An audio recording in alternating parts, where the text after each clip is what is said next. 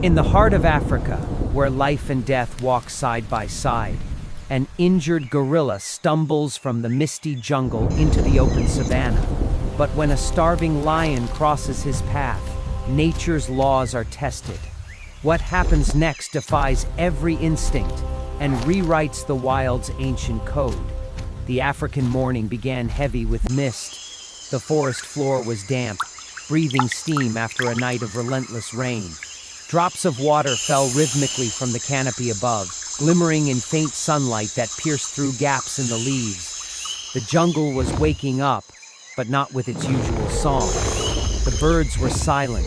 The monkeys that once swung through the trees were gone. And in that silence moved a lone giant, Kano, a mature silverback gorilla, his black fur slick with moisture and streaked with dust. Kano's movements were slow, deliberate. Each step left a heavy print in the mud. A deep wound carved across his right shoulder, raw and festering, told the story of what had happened.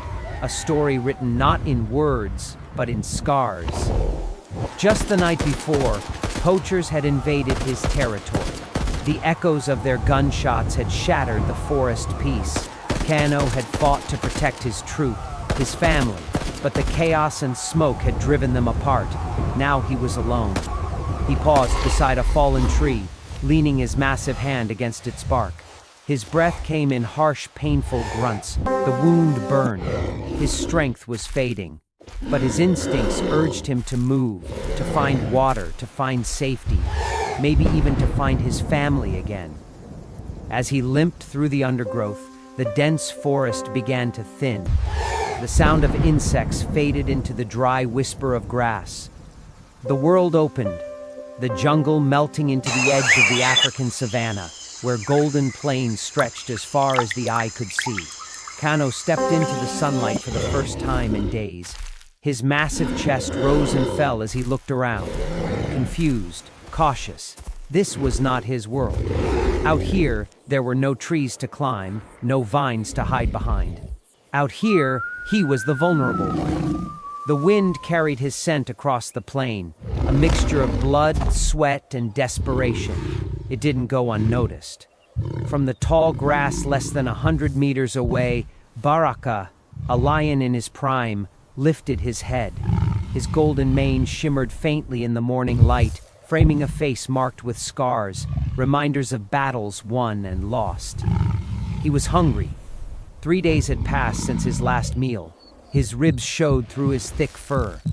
Baraka crouched low, his powerful muscles rippling silently beneath his skin. His eyes fixed on the strange, lumbering creature moving clumsily in the open. A gorilla, alone, injured, an easy kill. He began to stalk, slow, measured steps through the grass, tail twitching, his gaze locked on Kano's back. But the gorilla sensed it. He turned his head sharply, his dark, intelligent eyes meeting the predators. For a tense moment, neither moved. The wind whispered between them. Then, with surprising calm, Kano beat his chest weakly. Once, twice, the sound echoing like a hollow drum. It wasn't a challenge, it was a plea. Baraka froze. He had seen prey panic before, but never like this. The gorilla's eyes weren't filled with fear. They were filled with exhaustion. And something else. Behind the silverback, faint rustling grew louder. 2 hyenas appeared, grinning, drawn by the scent of blood. Their laughter broke the silence, sharp and cruel. Baraka's ears flattened, his tail stiffened. The old lion rose fully, standing between the gorilla and the oncoming scavengers. He didn't know why he did it, only that something deep within him refused to let the hyenas claim this broken giant.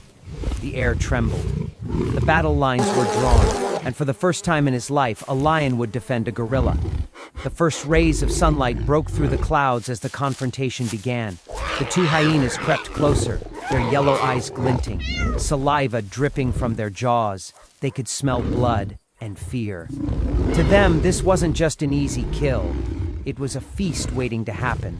But standing between them and their prey was Baraka, the lion. His body was a fortress of scars.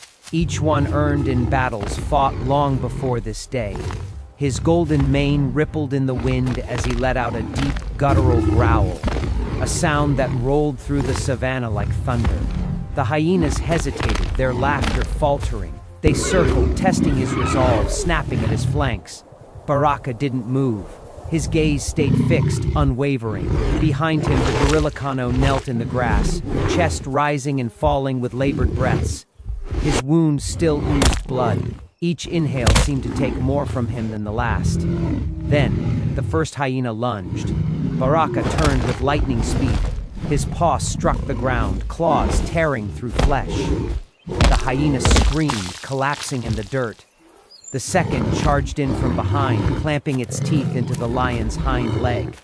Baraka roared, the sound echoing through the open plains, and spun, striking again. The force of his blow sent the scavenger tumbling back into the dust. Kano watched, wide-eyed. He had seen predators fight before, for territory, for food, for dominance, but never like this. This was something different. The lion wasn't fighting to eat. He was fighting to protect. The injured hyenas regrouped, panting, blood streaking their fur. Their laughter turned to snarls. They tried again, rushing together this time, aiming to overwhelm the bigger beast. But Baraka met them with raw fury.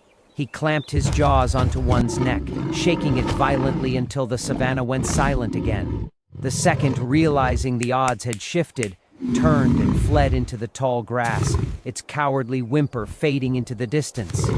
Baraka stood still for a moment, his chest heaving, his mane stained with blood, both his and theirs. He turned slowly toward Kano, who remained kneeling, staring in awe. The two locked eyes once more, predator and herbivore, enemies by nature. Yet something unspoken passed between them, something older than fear. A shared understanding of pain, of survival, of loss. The lion limped closer. Kano tensed, uncertain if this was the end. But Baraka didn't attack. Instead, he stopped just a few steps away and looked down at the silverback. Kano lowered his massive head, his breath rasping. Then, in a gesture both human and primal, he raised one trembling hand, palm open. Baraka blinked slowly, the wind ruffling his mane. He let out a low rumble, not of anger, but acknowledgement. For a long moment they simply stood there, two rulers of the wild, bound by an act that defied every rule of nature. As the morning sun climbed higher, Baraka turned away, limping toward the horizon. He didn't look back. Kano watched him disappear into the golden light, then dragged himself toward the shelter of the trees. Days later, when park rangers found the silverback resting near a riverbank, his wound had begun to heal. They followed his tracks, and alongside them, faint but clear, ran the prints of a lion. Perhaps it was coincidence. Perhaps it was something more. In a land where survival demands cruelty, the wild had witnessed something different, a moment of compassion written in dust and blood.